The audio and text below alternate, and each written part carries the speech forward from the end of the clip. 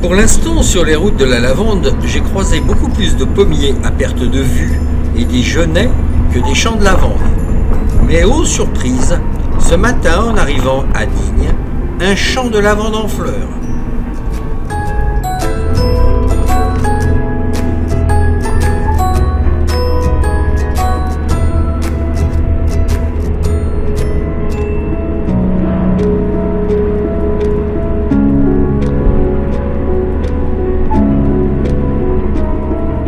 Entrez dans le rond-point et prenez la première sortie.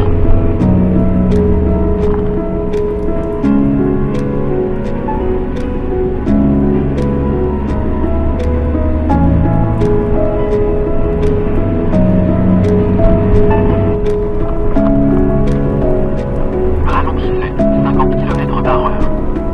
Entrez dans le rond-point et prenez la deuxième sortie.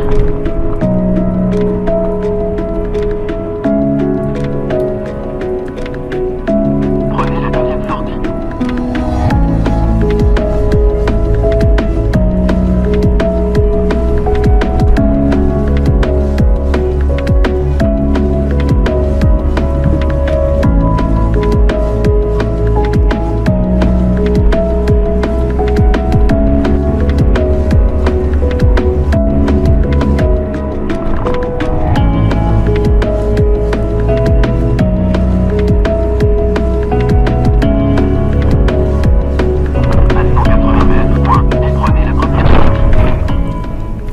Installé au creux d'un paysage d'inspiration, Digne-les-Bains est indéniablement habité de multiples curiosités.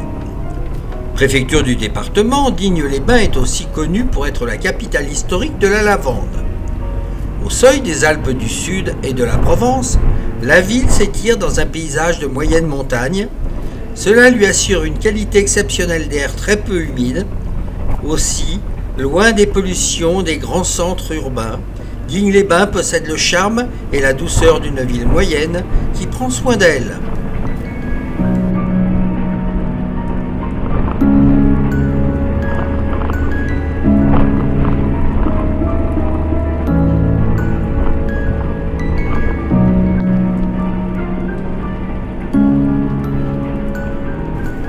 Au confluent des rivières Bléone, Mardaric et les Eaux Chaudes, la ville se distingue par la présence bienfaisante de l'eau de montagne. Pour se soigner, le bien-être ou l'activité physique, la ville combine les multiples bienfaits de l'eau. Digne-les-Bains est une station thermale bénéficiant d'une solide réputation nationale.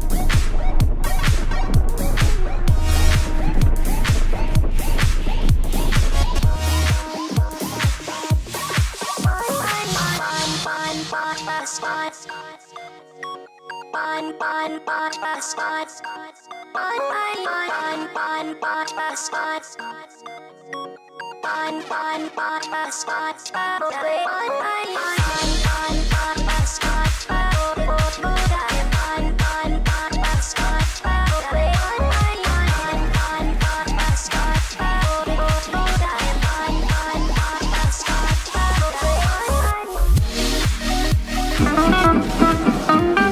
Le samedi, c'est jour du marché typique de la région provençale.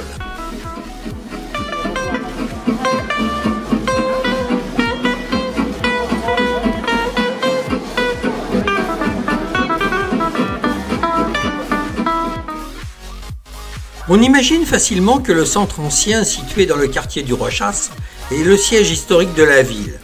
En effet, ici domine la majestueuse cathédrale Saint-Jérôme, d'architecture gothique, hélas fermée à la visite. Flanquée à côté de la tour de l'horloge, surmontée de l'un des plus beaux campaniles de la région.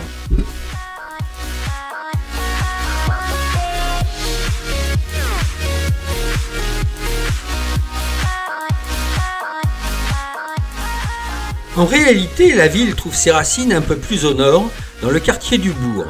Effectivement, c'est ici qu'au IXe siècle fut construite la cathédrale Notre-Dame du Bourg, remarquable édifice roman sur les vestiges de villas romaines.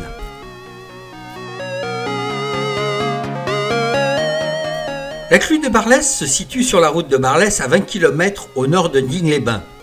Attention amis camping-caristes, baissez la tête car la hauteur est de 2,80 m et pas moyen de faire demi-tour. Les gorges deviennent si étroites qu'on passe difficilement à deux voitures. Ce paysage rocheux sculpté par la nature s'apprécie encore mieux à pied. Une clue est un passage presque clos, ouvert généralement par le travail de sable d'une rivière. Les clues de Barlès ont été ouvertes par la Bèze dans une barre calcaire il y a environ 150 millions d'années.